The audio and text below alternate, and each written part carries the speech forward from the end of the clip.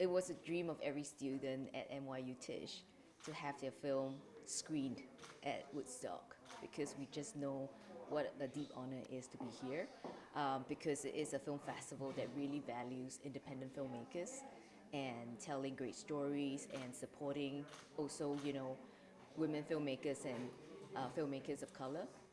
So it really was, when I put it in, Admira basically wrote to me and said, like, thank you for making this great, moving story. And I was just blown away, in how she was deeply appreciative and loving our film. So I was like, yeah, definitely the right festival for us too. And we just wanted to share the story, Yusuf's story.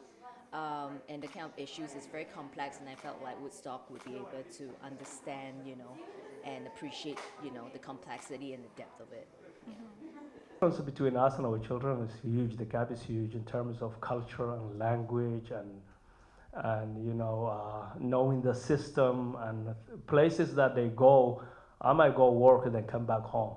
They have fun. They go and parks and pools and entertain with other kids and many places, and a lot of fun places are not in town. It's in the suburbs, and once they go there, they may see a lot of problems.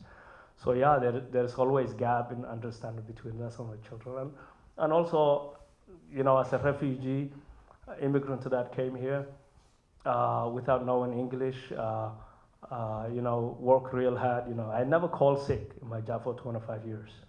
I always, because I could not afford. I have to feed my family here, and also I have to feed my family back home.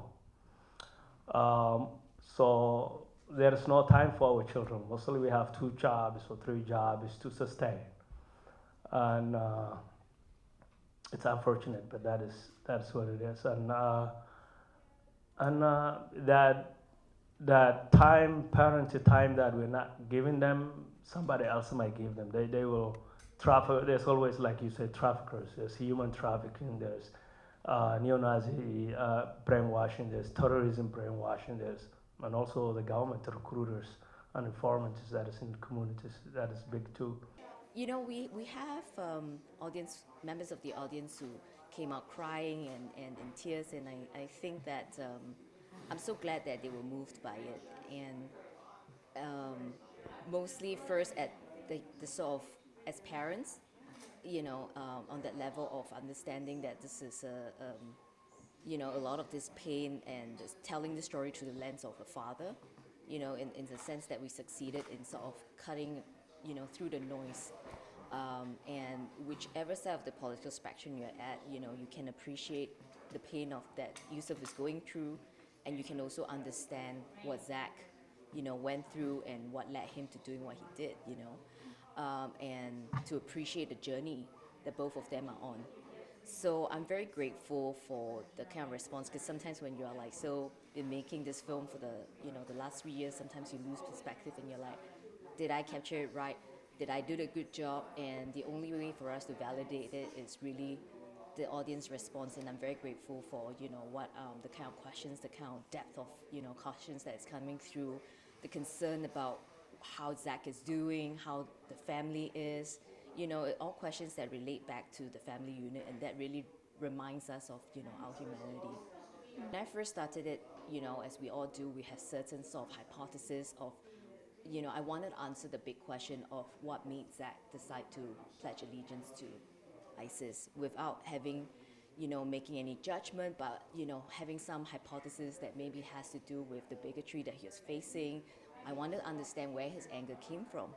I did not expect myself to learn about, Wahhabism, the difference in the different school of thoughts. And I was educated every day. It's just a love and forgiveness, nothing else.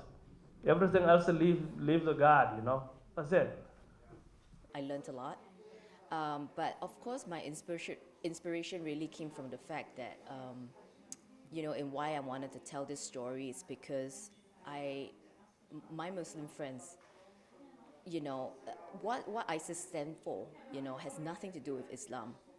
And yet, a lot of people don't seem to make that distinction. And I feel very strongly that we should, in order to protect them, We have to show the distinction that what ISIS stands for has nothing to do with Islam. And that we have to, if we do not actually give voice to Muslims like Yusuf, then the discrimination and the persecution will continue. So we have a role to play.